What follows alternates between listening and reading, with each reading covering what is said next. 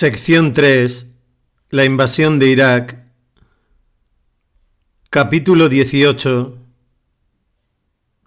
El choque con Persia. Di a esos beduinos que rehusaron acompañaros: en su momento seréis llamados a luchar contra una gente de gran poderío bélico. Tendréis que luchar contra ellos hasta que muráis o ellos se rindan. Entonces, si obedecéis a ese llamamiento, Dios os concederá una excelente recompensa, pero si volvéis la espalda como habéis hecho esta vez, Él os infligirá un castigo doloroso. Corán 48:16.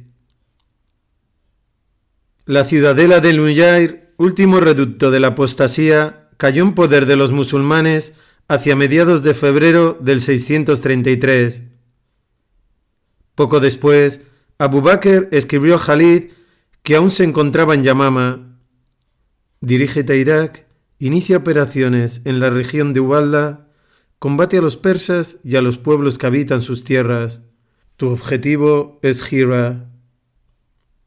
Esta era una gran orden. Abu Bakr estaba confrontando al imperio más poderoso del momento, ante el cual el mundo había temblado durante más de 1000 años. El imperio persa era único en muchos sentidos. Era el primer imperio realmente grande de la historia, y en tiempos de los primeros aqueménidas se extendía desde el norte de Grecia en el oeste hasta el Punjab en el este. Era único también por la duración de su apogeo, desde el siglo VI a.C. hasta el siglo VII después de Cristo, exceptuando el intervalo provocado por las conquistas de Grecia. Nota: los partos que desplazaron al poder seleucida, aun sin ser persas, eran no obstante iraníes. Así pues, el interludio griego duró menos de 2 siglos hasta su fin a manos de los partos a mediados del siglo II a.C. Los persas sasánidas ascendieron al poder en el 220 después de Cristo. Ningún otro imperio había mantenido durante tanto tiempo todo su esplendor como fuerza de cultura y civilización y como potencia militar. Había sufrido altibajos, pero tras cada revés había resurgido de nuevo con su peculiar brillantez y gloria. La última era dorada de Persia había ocurrido en el siglo VI después de Cristo, cuando Anushirwan, el Justo, devolvió al imperio a su anterior estado de grandeza. Anushirwan reinó durante 48 años y fue contemporáneo de Justiniano. Arrebató Siria a los bizantinos, el Yemen a los abisinios y gran parte de Asia Central a los turcos y otras tribus salvajes de las estepas. Este magnífico emperador murió en el 579, 9 años después del nacimiento del profeta Muhammad, Dios le bendiga y guarde. Como ocurre a menudo cuando fallece un gran gobernante, Anushirwan fue sucedido por un número de mortales inferiores y la gloria y prosperidad del imperio comenzó a desvanecerse. La guerra civil y las intrigas debilitaron la fuerza del Estado. La decadencia alcanzó su nadir en tiempos de Ciro, Ciruya, bisnieto de Anushirwan, que encarceló primero y luego hizo ejecutar a su padre, Cosroes Parvez. Como si no tuviera bastante con este vil crimen, incurrió aún en peores crueldades. Para que nadie pudiera disputarle el derecho al trono ni desafiar su autoridad, hizo matar a todos los miembros de su familia, a excepción de su hijo, Ardshir. El número de miembros de la casa de Anushirwan que perdieron la vida a causa de la furia maníaca de Ciro, entre adultos y niños, oscila entre 15 y 18, y este Ciro reinó solo 7 meses antes de morir él también. A su muerte la confusión empeoró, y existe confusión también en las crónicas de los historiadores antiguos sobre el orden de sucesión de los diversos emperadores posteriores a Ciro y la duración de sus respectivos reinados. En lo que sí coinciden y declaran cierto es en la posición de Yazdagir, hijo de Sarayar, hijo de Parvez, el cual logró escapar de los asesinos de Ciro y se convirtió en el último emperador persa de la línea de Sasán. Este joven desventurado presenciaría la desintegración final del gran imperio de Cosroes. Entre Siruya y Yazdagir se sucedieron 8 gobernantes en un periodo de 4 o 5 años, y de esos 2 fueron mujeres, Burán y Asarmidugt, hijas ambas de Corroes Parbaed. La primera de ellas, Burán, demostró ser una reina sabia y virtuosa, pero carecía de la firmeza necesaria para detener la decadencia de los asuntos imperiales. Fue coronada en vida del santo profeta, Dios le bendiga y guarde, quien al saber de su coronación hizo el famoso comentario: la nación que confía sus asuntos a una mujer no prosperará. No entraremos en la descripción de todos los países comprendidos en el dominio geográfico del imperio persa, sino que nos limitaremos a Irak. Irak no era un estado soberano, era bastante menos que eso. Tampoco era una mera provincia, era más que eso.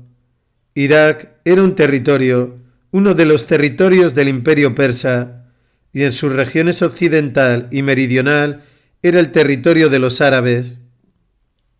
Los árabes eran conocidos en Irak desde los días de Buj-Nasar. Nota: Nabucodonosor, siglos VII y VI a.C. Pero entonces carecían de poder. No fue hasta el primer periodo de la era cristiana, tras una nueva inmigración a Irak de tribus árabes procedentes del Yemen, cuando empezaron a tener autoridad e influencia. Uno de los grandes jefes de estos árabes emigrados, un hombre llamado Malik Infam, se proclamó rey y empezó a gobernar sobre la región occidental de Irak. 2 generaciones después, el trono pasó a manos de Arm-in Adi, de la tribu de Lahm, quien inició la dinastía Lahmida, también conocida como la Casa de Mundir. Los reyes de esta dinastía reinarían durante muchas generaciones como vasallos del emperador de Persia. El último de la Casa de Mundir fue Numan ibn Mundir, quien cometió un acto de deslealtad contra Corroes Parbaed y fue por ello sentenciado a muerte. La sentencia se ejecutó con gran espectacularidad. Fue pisoteado hasta morir por un elefante. Esto provocó una revuelta de los árabes en Irak que pronto fue aplastada por el emperador, y tras esta rebelión abortada, la Casa de Mundir llegó a su fin. Cosroes nombró entonces a un nuevo rey, Iyas ibn Kubaysa, de la tribu de Tai, para que gobernase Irak. Durante algunos años, el nuevo rey disfrutó de un grado de autonomía considerable. Después, la mayor parte de esa autoridad le fue arrebatada y los generales y administradores persas se hicieron cargo del gobierno del territorio, quedando Iyas como un rey títere. Irak era una tierra de cultura, riqueza y abundancia, la posesión más preciada del imperio persa. Para los árabes de los áridos desiertos de Arabia era una joya verde, una tierra que rebosaba leche y miel. Sus 2 poderosos ríos, el Éufrates y el Tigris, eran los mayores ríos conocidos en aquel tiempo, al oeste del Indo y al norte del Nilo. Pero esos ríos no seguían el curso que siguen hoy, ni las ciudades de Irak eran sus actuales ciudades. Kufa y Basra no existían, fueron fundadas en el año 17 de la Égira. Bagdad era una pequeña ciudad de mercado muy frecuentada, situada en la orilla oeste del Tigris. Las gloriosas ciudades de entonces, Ctesifonte y Gira, yacen hoy bajo el polvo. Ctesifonte era la capital, una gran metrópolis y sede del esplendor del imperio persa. Su construcción se atribuye a Arsir bin Babak, conocido también como Arsir Babakan y Artajerjes, el fundador de la dinastía sasánida. Se extendía a ambos lados del Tigris y era conocida por los musulmanes como Madain, literalmente las ciudades, pues comprendía varias ciudades en una. Nota. Según algunas fuentes, Ctesifonte existía antes de Arsir y era usada por los partos como residencia de invierno. Hira era la capital de la dinastía árabe Lagmida. Estaba situada en la orilla oeste del Éufrates y era una ciudad brillante y dinámica con muchas ciudadelas. Nota. Hira estaba situada a 19 kilómetros al suroeste de Nayab y a 1 kilómetro del actual Abu Suheir. Nada queda de la antigua urbe salvo algunas ruinas del Palacio Blanco que se alzaban en el extremo norte de Hira. Según Gibbon, volumen 5, página 299, Hira fue fundada en el año 190 después de Cristo. Y estaba también Ubalda, el principal puerto del imperio persa, que era visitado por naves de India y China y otros países marítimos de Oriente. Ubalda era asimismo la capital del distrito militar de Dast Meisan. Nota. Ubalda ocupa el mismo emplazamiento que el distrito de Asar en la actual Basra. Es sabido que el Éufrates y el Tigris han combinado su curso más de una vez desde los tiempos de Babilonia.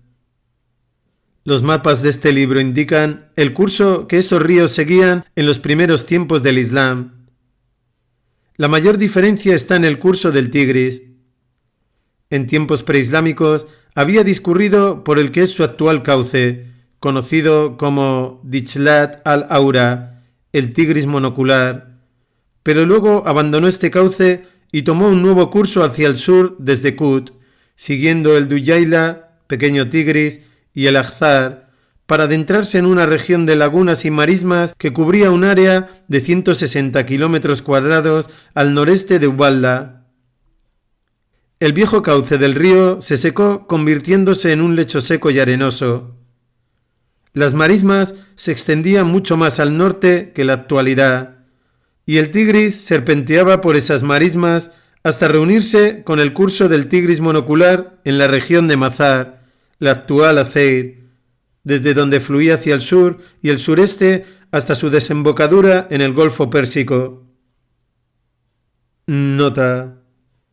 Inrusta, páginas 94-95.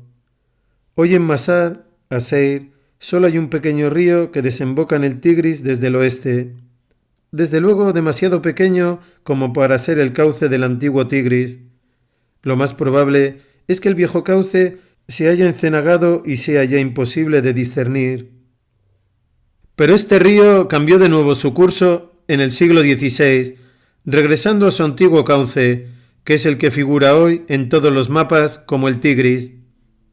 Este no es, sin embargo, el brazo más importante del Tigris, puesto que el Garraf, que se separa en Kut y se une al Éufrates en Nasiriyah, es mayor. El Duyayla, que en los primeros tiempos del Islam era el cauce principal, es hoy un río modesto, el tercer brazo más grande del Tigris después del Garraf y del Tigris monocular. El Éufrates discurría hacia el sur por un cauce claro hasta la actual Jindilla, donde se dividía en dos canales principales como hace hoy. Ambos ríos con un importante caudal, el brazo de Hilda y el Éufrates propiamente dicho.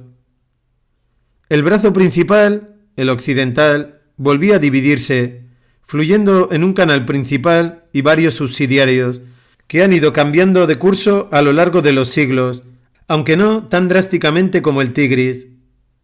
Los dos brazos principales volvían a unirse en Samawa, desde donde el Éufrates fluía hasta la región de lagos y marismas. Mientras que parte del agua del río se perdía en las marismas, el cauce claro señalado en los mapas modernos como el Éufrates retuvo su identidad mientras fluía hacia el este para unirse al Tigris en Kurna. Las marismas vertían sus aguas en un gran río llamado Makil, que desembocaba en el Tigris, algo al norte de Basra, y desde esa confluencia todas estas aguas llegaban al Golfo Pérsico formando un gran estuario, conocido hoy como Sat al-Arab. se han producido muchos cambios en los sinuosos cursos de estos ríos. Esta era la situación política y geográfica de Irak cuando el califa envió allí a Jalid. Era un territorio poblado por persas y árabes y gobernado por la corte de Persia. El imperio había empezado su declive político, pero sería erróneo imaginar que estaba debilitado militarmente. La eficacia militar de un imperio puede mantenerse a un nivel muy alto durante décadas después de que se inicie su decadencia política. Y ese era el caso de Persia en el año 633. El ejército persa, con sus contingentes de auxiliares árabes, era la máquina militar más eficiente de aquel tiempo. Estaba comandada por profesionales veteranos y experimentados y era una fuerza orgullosa, sofisticada y avezada que se enorgullecía de sus logros pasados y de su presente poderío.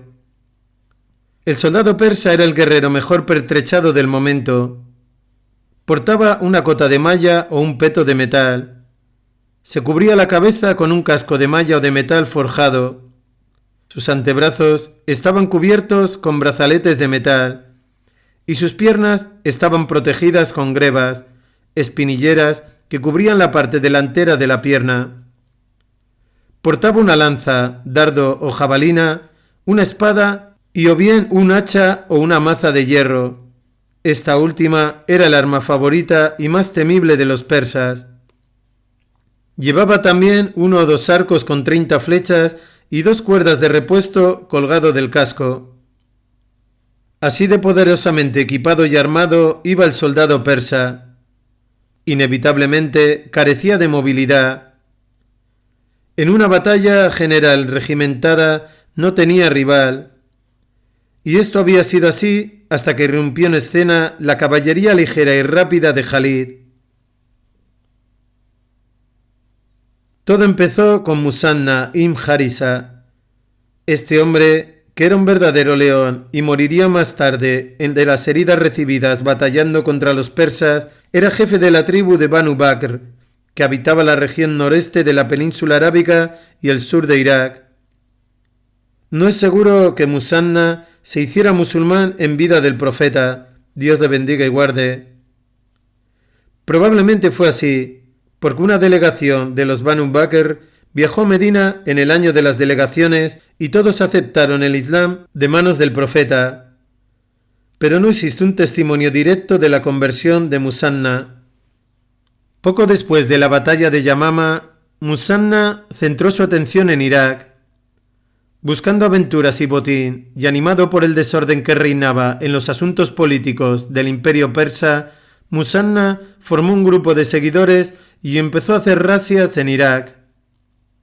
Al principio atacó la periferia del desierto de forma que pudiera retirarse rápidamente a la seguridad de los páramos de arena, pero gradualmente sus incursiones se hicieron más osadas. Alternaba sus objetivos atacando ahora en el este y luego en el oeste. La mayoría de sus incursiones, sin embargo, se centraban en la región de Uballa y regresaba de esas razias con botines que dejaban asombrados a los hambrientos árabes del desierto. Las guarniciones persas estaban indefensas frente a los jinetes fantasmas de Musanna, que desaparecían tan rápidamente como atacaban. Envalentonado por sus éxitos, Musanna fue a ver a Abu Bakr a primeros de febrero del 633, finales de Dulqada del 11º año de la Égira. Le describió un panorama tentador, el estado vulnerable de Irak, las riquezas que estaban esperando a ser saqueadas, la prolongada crisis política que envenenaba la corte persa y la incapacidad de las guarniciones persas para defenderse contra ataques relámpagos. «Nombradme comandante de mi gente», dijo Musanna, «y llevaré a cabo incursiones contra los persas. Así protegeré también nuestra región de ellos». El califa aceptó y le dio una cédula de autoridad por la que le nombraba comandante de todos los musulmanes de Banu Bakr. Con este despacho, Musanna regresó al noreste de Arabia, donde convirtió a muchos de sus paisanos al Islam, reunió un pequeño ejército de 2000 hombres y reanudó sus razzias con renovado entusiasmo y violencia.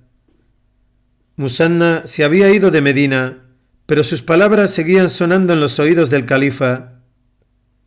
La semilla que había plantado en la mente de Abu Bakr germinó en pocos días en la decisión de conquistar Irak. No se enfrentaría a todo el imperio persa, pues ese era un objetivo demasiado grande en las circunstancias actuales. Tomaría solo el Irak de los árabes, que se circunscribía en la región al oeste del Tigris. De esa forma, ampliaría los límites del Islam y extendería la nueva fe. Sus propios territorios estaban en paz, pues con la derrota de los Kinda en la fortaleza de Nujair, el Islam había quedado restablecido en las tierras de Arabia. El Islam es una religión de paz, pero no la paz de los tímidos y los sumisos. Cree en la paz, pero en la paz de los justos y fuertes. Combatid por la causa de Dios. Dice el Corán: aquellos que os combatan, pero no cometáis agresión. Corán 2:180. Y combatidles hasta que cese la opresión y la adoración esté consagrada por entero a Dios. Corán 8:39. Y esta sería una guerra contra los persas adoradores del fuego. Abu Bakr decidió invadir Irak, pero debería proceder con extrema cautela porque los árabes temían a los persas con un temor profundo e irracional enraizado en la conciencia tribal como un complejo racial producto de siglos de dominio imperial persa. Por su parte, los persas miraban a los árabes con desprecio. Era pues esencial que no sufrieran una derrota porque eso confirmaría y reforzaría su miedo instintivo. Para asegurarse la victoria, Abu Bakr tomó dos decisiones. A. El ejército invasor estaría formado exclusivamente por voluntarios. B. Khalid comandaría este ejército. Con este plan en mente, el califa cursó órdenes a Khalid de invadir Irak y combatir a los persas. Sus instrucciones a Khalid eran que llamase a las armas a aquellos que habían luchado contra los apóstatas y que se mantuvieron firmes en la fe después de la muerte del enviado de Dios, Dios te bendiga y guarde, y excluir de la expedición a aquellos que habían apostatado. Finalmente añadió, con relación a los soldados: quien quiera regresar a casa puede hacerlo.